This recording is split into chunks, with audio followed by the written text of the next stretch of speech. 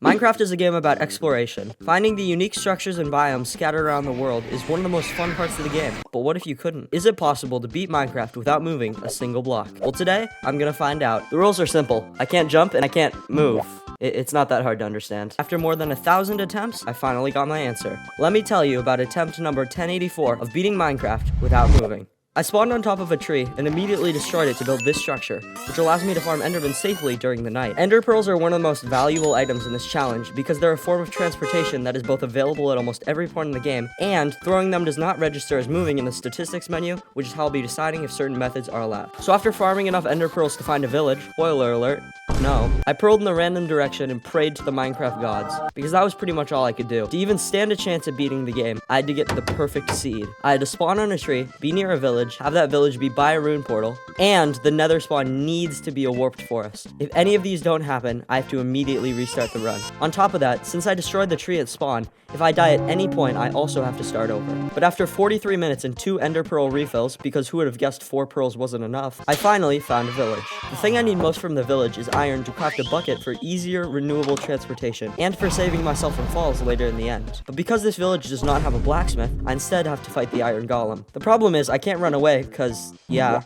and I also can't jump to build up. The only reliable way I found to kill the golems is to wait until they come close, punch them, and then throw an ender pearl into a small hole. They won't be able to hit me, and I can punch them until they die. The hard part about this method is it takes forever for the golems to walk close to you. Sure, you can attack the villagers to get the golem mad, but I don't know what these villagers did to this golem. But I assaulted way too many of them right in front of him, and he did not even care. So instead, I killed a skeleton for a bow, and finally got enough iron for a bucket. 2.5 hours in. By the way, I can pick up items that don't drop close enough to me by placing blocks to move them. I wanted to say that now because I'm going to be doing that a lot. After I stole the villagers' entire food supply, I used my remaining ender pearls and water bucket to find a rune portal, which I actually did really quickly, but then I fell into a pit without ender pearls.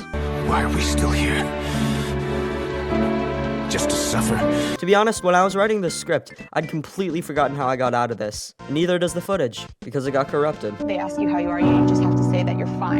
I got to the portal, and it was actually a really good one, because the chest had all the obsidian needed to complete the portal, but I still didn't have flint and steel. They ask you how you are, you just have to say that you're fine. I used my water bucket to find gravel and actually got flint first try, and after 3 hours, I entered the nether. I needed to spawn in a warped forest, because since water buckets don't work in the nether, ender pearls are pretty much my only source of transportation. And because endermen spawn abundantly in warped forests, I can get enough ender pearls to last me for a while. Luckily, I got the right biome, and now this run has the possibility to go all the way.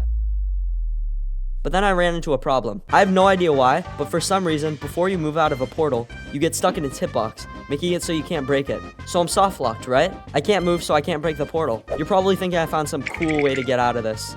No, I just made my friend join and punch me. I'm sorry, there was no other way. I set up a kill thingy and began farming endermen. By the way, if you could subscribe, I would appreciate it a ton. It's completely free, you'll be helping a small channel, and you'll be an OG Livian Gaming subscriber. Look, here's your badge. Ooh. Anyway, once I got enough pearls, I started to look for a fortress. At this point, I had pretty much nothing to defend myself, so if a mob attacks me, that's it. I'm done. Cooked. Over. I was completely reliant on getting good loot from the chests in the fortress. I found the fortress, and after crafting a boat for easier transportation, I was in.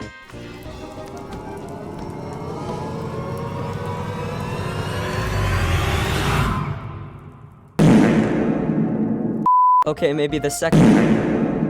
On the third chest, I finally got good enough loot to craft a diamond pickaxe and sword, and I began performing hate crimes on the blaze. It did take a while though, because since I couldn't move, I just kinda had to wait for them to float next to me and accept their fate. I made sure to get way more rods than I need, because when I throw the eyes, I won't be able to pick them up again, because it would be a waste of pearls, meaning I'll run out very quickly. I got all the blaze rods I needed and left the fortress, 4.5 hours in. For reference, the current Minecraft speedrun world record would have already beaten the game almost 39 times by now. Anyway, now my goal is to find a bastion. You might be wondering, literally why? You've already committed mass genocide on endermen, you have all the ender pearls you need. Well, the thing I need from the bastion isn't pearls, it's arrows for the dragon fight. Because I can't really get close to the dragon, the only way I can safely defeat it is to slowly chip away at it with arrows, and I'm gonna need a lot of arrows. I made it to the bastion, still not really knowing how I was gonna get the gold. I was out of ender pearls, boats didn't really work fast enough to dodge the mobs, and water was obviously not an option. I then left and forgot to stop the recording. Oops. I resorted to simply digging straight down and praying I didn't fall into lava. Peak strategy, I know. It somehow worked out and I reached the lava room. I stood above the lava killing the magma cubes, because I couldn't really run from them once I was down there. Because Come on. It somehow took me 20 minutes to realize killing them did nothing because there was a spawner right there. Promise I'm good at Minecraft. I blocked myself in, mined the gold, and actually got good loot from the chest. So there's a first for everything. I crafted the gold blocks into 4-ish stacks of gold, enslaved a piglin, and began trading. After about half an hour, I got enough arrows and went back to the overworld. I was ready to find the stronghold, but I ran into a major snag. Coming into this challenge, I knew food would be the biggest problem. It's super hard for me to get because I can't really chase after animals and can't easily make a farm. And food is something I really need, not because I'm moving around, I'm not, but because when you throw an ender pearl, it does a little damage to you, and you need food to regain that health. Earlier, I had stolen bread from the village, which sustained me for a while, but now the bread has run out. Now if I throw another pearl, I'll probably die from chip damage. The only foodish thing I have in my inventory is a single egg. So what do? Easy. I threw the egg and prayed for a 1 in 6 chance of it spawning a chicken, and luckily it did. I then set up an auto clicker to throw any eggs that chicken lays at the wall, spawning more chickens, which then in turn lay more eggs, creating a pseudo chicken farm.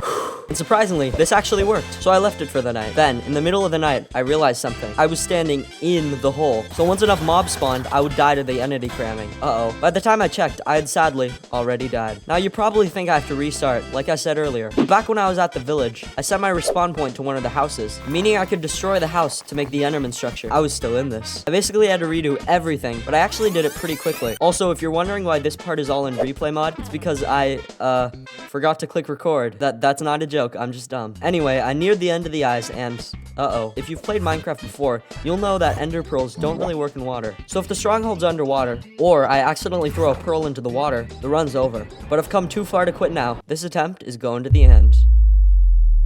Luckily, the stronghold was good. A quick bit of mining later, and just like that, I was in. I used boat strats to move around, and after legitimately 2 hours, just trust me, the timer will be back eventually, I finally found the portal room. The silverfish were kind of the sequel to the magma cube situation, but eventually I broke the spawner, and yep, the portal didn't have a single eye filled out. Almost 20 hours. Again, the timer will come back eventually. Hundreds of failed attempts. Dozens of new monitors. Let's kill the dragon. Endermen are abundant in the end. Endermen are abundant in the end, who'd have guessed? So I easily set up this little roof thingy and got to grinding. After I got what I thought was enough pearls, I set to work on the towers. Destroying the crystals is maybe the hardest section in the game, because usually when you throw a pearl, you want to hit the side of something, because that's so much easier to aim than throwing it up hoping to hit the top, because you can't control how fast your ender pearl goes. The sheer number of times I've said ender pearl. Unfortunately, most of the towers don't have anything on the side to hit, and if you miss the top, you either A, fall into the void, B, hit the side of the tower, or C, land perfectly fine on the other side. Sadly, all of these lead to D, dying and restarting the attempt. Also, I can't build up because, yeah. But notice earlier I said most of the towers don't have anything to hit on the side. The towers with the cages can be pearled to quite easily. But now I'm stuck again, right? I still can't get to the other towers. Well, because we made it onto this tower, we can now see the tops of the towers below the level of our current tower. So if we pearl around from the tallest pillar to the shortest, we can get a ton more destroyed. But now I'm stuck again, right? Wrong. I can perform this risky maneuver to get on the tall towers, where I pearl onto the side, quickly place a block under me, throw an ender pearl almost straight up, and then win. But this is a lot harder to do than you would think, and the water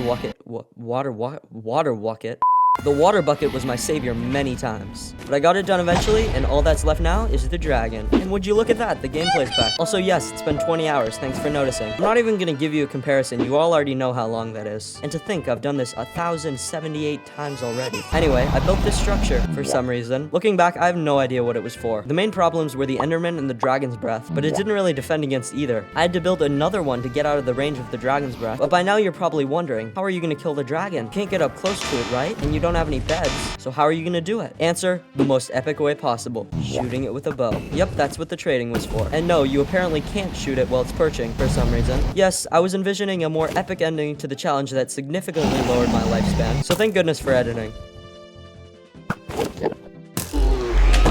Please subscribe if you enjoyed, because again, you'd be supporting a small channel and get to be an OG subscriber. And also like the video, because blue looks nicer than gray. Anyway, I'm Living in Gaming, and that was how I beat Minecraft without moving a single block.